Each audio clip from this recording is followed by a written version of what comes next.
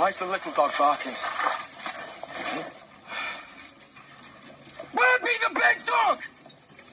We'll be done. Good evening, good morning, YouTube. Salutations, wherever you're at. So recently I've been reading a lot of short stories, so I thought I'd make a video about it. And I'm doing this in concert with my friend and colleague, Kivdislav. We've been doing a buddy read, and we've been reading a lot of Harold Lamb and Robert E. Howard. I will tag him and link him in the description. He's a really great guy, really knowledgeable about 20th century historical fiction, knows multiple languages. But anyway, so I thought I would use this as an opportunity, though, not only talk about this Harold Lamb story, but to talk about short stories in general, which is something I really enjoy short stories a lot for multiple reasons. I think reading short stories is just good, a good creative endeavor, but I also I attempt to write short stories. I haven't been happy with any of them recently, but I do like them a lot. And so this year, thus far, as I've been reading a lot of nonfiction. I always read a lot of nonfiction, but I've just been really into the nonfiction this year so far. And I will probably read, at least for the next couple of months, mostly nonfiction, because I'm doing research for my own writing projects. And so, that's just what you do. You read nonfiction for that. But reading in general is good for creativity. But anyway, so recently we've been reading out of Swords of the West. That's not the copy I have here. This is Swords of the Desert. If you haven't seen my other Harold Lamb videos, there are several volumes of these collections of short stories by Harold Lamb. Harold Lamb wrote a lot in the early 1900s, in particular in Adventure magazine, but he also wrote in other literary magazines, and that's where his short stories were published. So this is Swords of the Desert. There's a few of these. There's like Swords of the Desert, Swords of the West, which is what we've been reading out of. I'll put the cover right here. Swords of the Sea. And this, the names play on who the protagonists are in those stories. So, in Swords of the West, many of the protagonists are European. Now, at least in Swords of the West, the majority of the stories I've read thus far take place in the Near East, Middle East, and like kind of Central Asia. So the story we read this time was the Grand Cham.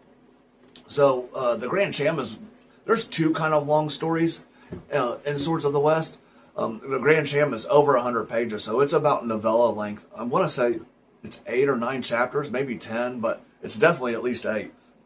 So, and it's a fantastic story. I mean, just the amount of story packed into these 100 pages is just absolutely crazy. And I don't know if he was being paid by the word. I would be interested if I could put that into AI somehow and somehow see the amount of word count in it, because the pages are rather dense for what it is. And again, maybe he was paid by the word at the time. They did stuff like that back in those literary magazines, so they're incentivized to put as many words in there as possible. But he still doesn't use a lot of adverbs, so which is really good on him. Harold Lamb writing style, considering how old some of these stories are, it reads very smoothly, because a lot of this stuff was, like I said, published in the early 1900s. So I'll quickly cover the plot of the Grand Cham. The Grand Cham, the protagonist is from England. He's from Brittany, I believe, because they refer to him as the Breton. So I assume that means he's from Brittany, France. But I might be wrong about that. But it doesn't really matter. But his name's Michael Byrne. So he starts. He's in a conflict with Bayezid. I'm not sure how you say his name, but I'll put it right here. Who was a Turkish king at the time in Asia Minor or Turkey, and they lose. I can't remember the name of the first battle, but it's like a crusader battle basically, and they lose, and he is captured along with some other soldiers. And what ends up happening is he's actually in slavery for quite some time. Eventually, he does escape. There's some things that happen before he escapes, though. He's kind of known to be, he's like of a minor nobility, and so he ends up having contact with Bayezid. Sorry, I might be saying that name wrong. He is tortured, and they use a device that is essentially like what looks like a bear trap, is kind of how it's described, and it breaks his arm. So throughout most of the story, his arm is severely injured. But anyway, he eventually escapes, and then he ends up in Venice. And while he's in Venice, he comes across a couple other characters. It's Rodolfo and I think the other character's name is Clavejo, who's a Spaniard. They might both be Spaniards. I know Clavejo is for sure. They have a meeting with some Venetian like counselors or merchants is probably a better way to say it, and they go ahead and they fund it. And Clavijo, who Michael Byrne knows and recognizes him, tells all of these great stories of all of this golden city in the Far East in Cathay. So Cathay is a word they used for China at the time. I have a map of what was considered Cathay at the time. I'll edit it in right here.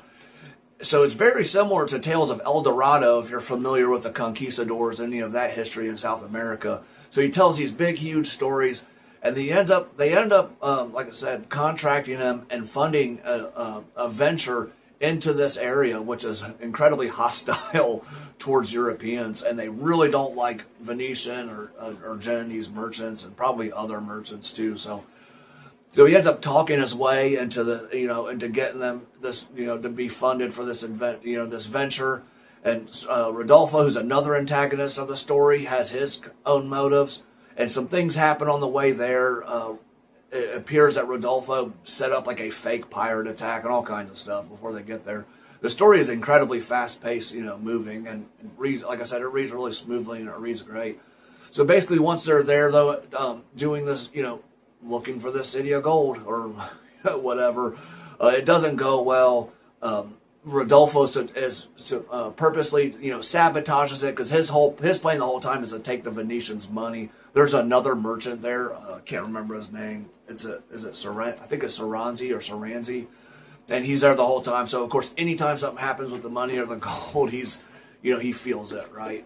Because they run into some Armenians at some point, and they want paid for passage. So anyway, and I guess I should have mentioned this earlier. Throughout the whole story, they build up the Grand Cham, which is, in fact, Timur, right? If you don't know who Timur is, he's a pretty critical and key historical figure. Not a lot of Westerners know. It's not something we learn in America, at least in school. But Timur was a warlord and ended up just being a bit of an emperor himself. And, he created the Timurid, empire and Timurid dynasty. A very successful commander and warlord. He is a Tartar or Tatar, however you want to pronounce that. And so he has ties and links to the Mongol Empire, sort of as an ethnicity, sort of, kind of. Anyway, and their culture is very similar. They speak a Turkish language, but that's not really the point. So, but they, are really big on horses and archery and archery from horseback and basically a lot of the same things as the Mongols. But anyway, so it's all this is building up to this encounter with Timur, and so eventually some other things happen, and I won't get too much into the plot. But Michael has to escape when this is going on with Rodolfo. They're thinking he's a traitor, but he ends up making contact with the Timurid camp. And they eventually come and help the venture, the group, and they end up helping them, get through and get to Timur into the city of Samarkand, which is Timur's operating base. And so eventually they do end up meeting with Timur. And I guess I did kind of leave this out. So Michael's motivation after he escapes from Bayezid is to get revenge on him. So he does all of this because he thinks if he can get to Timur and have Timur's help, he can, defeat Bayezid. And so once they finally meet Timur, and of course Timur, they don't really like merchants. They don't really think, it's just a different in their culture, right? They don't like the traders and the merchants and stuff, and they don't really care they call all Europeans Franks. And then of course Michael does some tricky stuff, and eventually he gets a meeting with Timur. Timur plays a game of chess, and that's a variation of it with a whole lot more pieces. And Michael ends up challenging him to it, and Michael doesn't actually know how to play the game, but he sets it up. He sets up the board similar to Bayezid's camp. Because this seems to be true, Timur's army is outnumbered by Bayezid, and Bayezid's actually in a defensive position. But he ends up luring him out, because he has Bayezid convinced that he can beat him, and But Michael plays a big role in advising Timur, and then Timur eventually goes and then defeats Bayezid at the Battle of Ankara, which is a real historical event. And that caused a lot of damage because Bayezid's captured and then killed, or there's different accounts of it. But anyway, the point is that Bayezid dies, and that causes a lot of problems for, that part of the world, like Asia Minor and Ankara and stuff, which Ankara is the modern day capital of Turkey. But anyway, so that's basically the plot of the story summarized very quickly. So some things, just some notes, something I noticed about Harold Lamb. Harold Lamb has a mastery of vocabulary, something he's really good at. And I'm assuming he was aware and thought of this because he was a pretty smart guy. His target audience who would be reading these literary magazines would have been, sort of young adults. And back then, and people had dictionaries, obviously. This isn't the age of the internet where you can just instantly look stuff up. When you're reading something on your Kindle, you can just hold the word down and look the word up instantly. So at this time, people would have to use dictionaries. He does use a lot of older language, but it's mostly Germanic vocabulary. And despite some of those words you might not see in them frequently, they're much more intuitive to us because the root of the word is just common everyday words, and I'll just list some of them out. So it's like beset, besmirch, belike, beseek, beheft, bereft, and behold, and that's just some of them. And most of those words, if you hear behest or behoove, you usually know what that means. Belike is, you're going to know what that means. Beset and besmirch, all those words, and behold and beheld, like, those words are just going to be more intuitive to you, because they're more, they just have Germanic roots, and they're, words, the word set we use constantly in English, but, obviously words like, seek, maybe not as common, but most people know what that word means.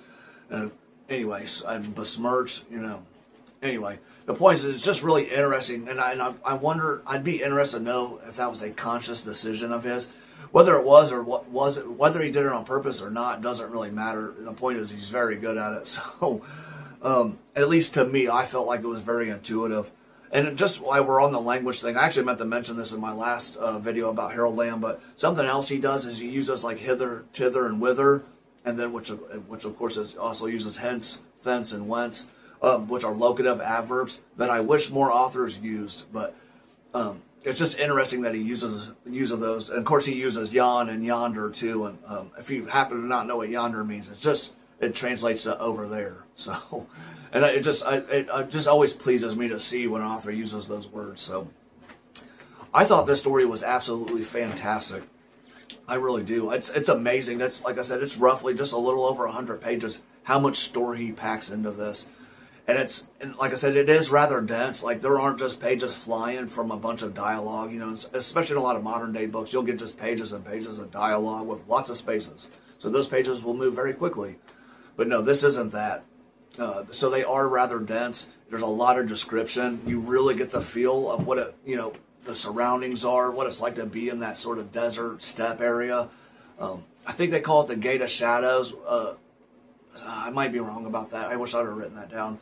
And it's something the Turks don't like. They have some sort of like cultural, like they just don't like it. So they tend to avoid it, and they kind of build up to going past this Gate of Shadows. If I'm saying that wrong, I'm sorry.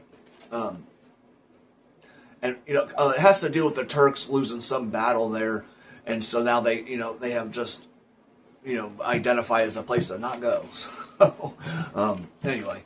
So it's just all the build up to getting to Timur, like, it's just great, man. And by the time you get there, you're just, you're really excited to, you're really like, you're feeling the anxiety of this meeting with Timur. So something else I'll mention, because I read Lord of Samarkand by Robert E. Howard not long after I read this. And I'm sure when Robert E. Howard wrote that story, Lord of Samarkand, he didn't expect people to be reading these stories side by side. And again, there's nothing wrong with an author being influenced by another author. But I think it's pretty clear just how obvious Robert E. Howard was influenced by Harold Lamb.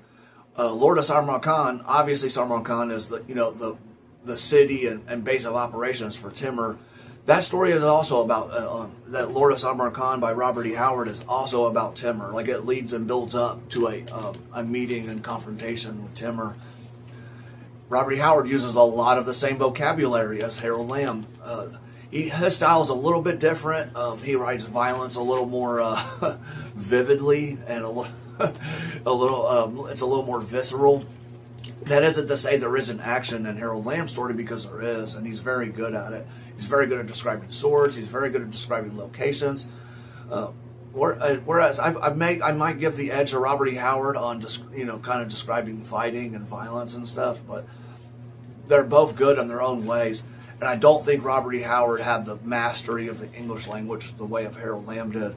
Now, that being said, Robert E. Howard was still rather young at the time he wrote Lord of Samarkand. I mean, Robert E. Howard died at the age of 30.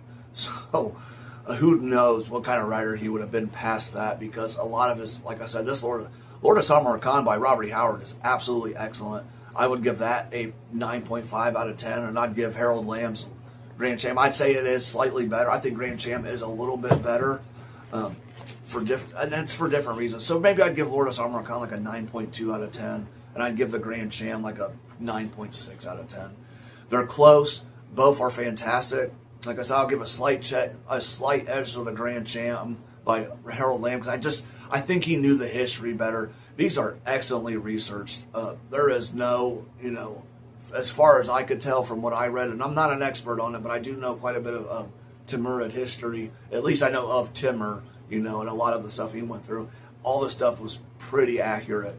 The time the story takes place is 1402, which is the year. Well, it's not strictly in 1402, because the Crusader battle took place years beforehand. I want to say it. So time does pass in the story, and I want to say after the time Michael Byrne is captured, like 6 years goes by until the Battle of Ankara in 1402. So at least the story ends in 1402. But anyway, I highly recommend these. Short stories are just a really great way to go. Like for me right now, I'm reading a lot of nonfiction, but but I do like reading fiction. So it's kind of easy and, what's the word I'm looking for? Like convenient to fit in these short stories in between my nonfiction reading. Anyway, like I said, I think they're good for creativity. So, yeah, I highly recommend these. Did I show the cover of this? Sort of the desert. So, anyway, that's all for today, YouTube. Good night or good day, wherever you're at.